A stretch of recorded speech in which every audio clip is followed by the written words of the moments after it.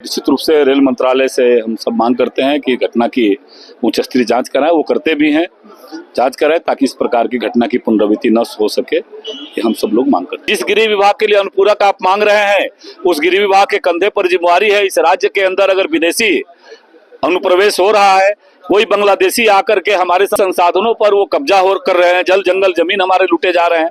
नमस्कार, SD news देख रहे हैं आप और मैं हूं आपके साथ गौरी रानी। झारखंड के चक्रधरपुर में एक बड़ा रेल हादसा हो जाता है, जिसके बाद अब सत्ता पक्ष ये सवाल खड़े कर रहा है कि लगातार झारखंड में रेल हादसे हो रहे हैं और इसका जिम्मेवार कौन है। आखिर केंद्र सरकार क्यों इस पर गंभीरता नहीं दिखाती है? ये केंद्र सरकार की विफलता है। तो ऐसे में हमारे साथ बात करने के लिए बीजेपी विधायक अनंत ओझा हैं। जी निश्चित, देखिए यह दुखद घटना है और जो भी हताहत हुए हैं ईश्वर से प्रार्थना करते हैं कि उनको शांति मिले। जो घायल है उनका सही तरीके से सरकार इलाज कराए और निश्चित रूप से रेल मंत्रालय से हम सब मांग करते हैं कि घटना की उच्च स्तरीय जांच कराएं। वो करते भी हैं, जांच कराएं ताकि इस प्रकार की घटना की पुनरावृत्ति न हो सके। ये हम सब लोग मांग करते हैं। सर, आज सदन में पहली बार मुख्यमंत्री हेमंत सोरेन की पत्नी विधायक कल्पना सोरेन बोल रही थी, आप लोग भी सुन रहे थे। कैसा था माहौल जब आज कल्पना सोरेन बोल रही? माननीय सदस्य कोई भी नए सदस्य आते हैं तो उनका स्वागत है। अपनी लोकतांत्रिक तरीके से अपनी भावना को उन्होंने कहा, अपनी सोच के हिसाब से उन्होंने अपनी पार्टी के नीतियों को सार्थकता से ही कहा होगा।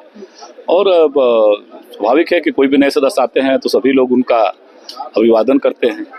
सर, जिस तरीके से लगातार आप लोग रोजगार के मुद्दे को, भ्रष्टाचार के मुद्दे को, लॉ एंड ऑर्डर, डेमोग्राफी बदलाव, तमाम मुद्दों को लेकर के आप लोग प्रोटेस्ट कर रहे हैं, सहायक पुलिस कर्मियों को परमानेंट करने की मांग कर रहे हैं, ये जो मुद्दे पर आप लोग सदन में आवाज उठा रहे हैं, हंगामा कर रहे हैं, सदन के बाहर भी लगातार धरना प्रदर्शन पर बैठते हैं कार्यवाही, सदन की कार्यवाही शुरू होने से पहले, लगता है कि सरकार विपक्ष के इन मुद्दों को गंभीरता से लेती है या फिर ये सिर्फ हंगामे की ही भेंट चलता है? ये तो सत्ता पक्ष को ये सोचना पड़ेगा।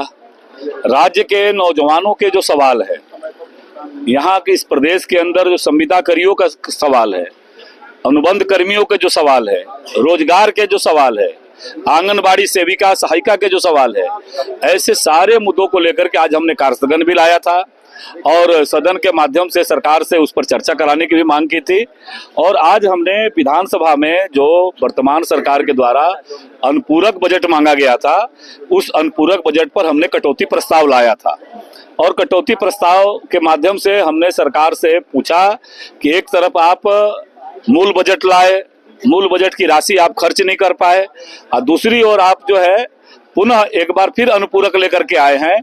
और अनुपूरक किसके लिए?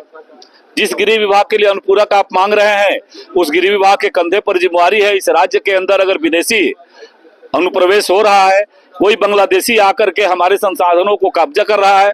मैंने उनको उदाहरण दिखाया कि कैसे साहेबगंज जिले के उधवा प्रखंड के अनुसूचित जाति के नाम पर, कोड पर, और एक मुस्लिम लाभार्थी है, अंत्योदय कार्ड का लाभार्थी है, तो इससे बड़ा और कभी गड़बड़ी नहीं हो सकती है झारखंड के अंदर। तो ये संसाधनों पर वो कब्जा कर रहे हैं, जल जंगल जमीन हमारे लूटे जा रहे हैं। इन भावनाओं को हमने सदन के माध्यम से सरकार तक रखा, लेकिन ये सरकार वोट बैंक की राजनीति में इतनी लिप्त है। कुछ भी आंकड़े लेकर घूम रही है, विपक्ष भी आंकड़े लेकर घूम रहा है। पूर्व सांसद फुरकान अंसारी कहते हैं कि मुसलमान से शादी आदिवासी नहीं कर रहे हैं, मतलब मुसलमान आदिवासियों से शादी नहीं कर रहे हैं, बीजेपी वाले आदिवासियों से शादी कर रहे हैं। तो जाइए साहेबगंज पाकुड़ जिला में जाकर के देखिए कि पंचायती राज पर कैसे कब्जा इन लोगों ने कर लिया है। जब आप उसको आरक्षण का लाभ लेकर के आप निर्वाचित होते हैं तो कैसे उस पर आप कब्जा कर रहे हैं परोक्ष तरीके से। इसलिए ये सुनियोजित षड्यंत्र के तहत इस प्रकार का खेल हो रहा है और आने वाला समय में इस पर निर्णायक लड़ाई हम लड़ने वाले। बात कर रहे थे बीजेपी विधायक अनंत ओझा, जिन्होंने तमाम मुद्दे पे अपनी बात कही। मैं गौरी रानी, एसडी न्यूज के लिए रांची से।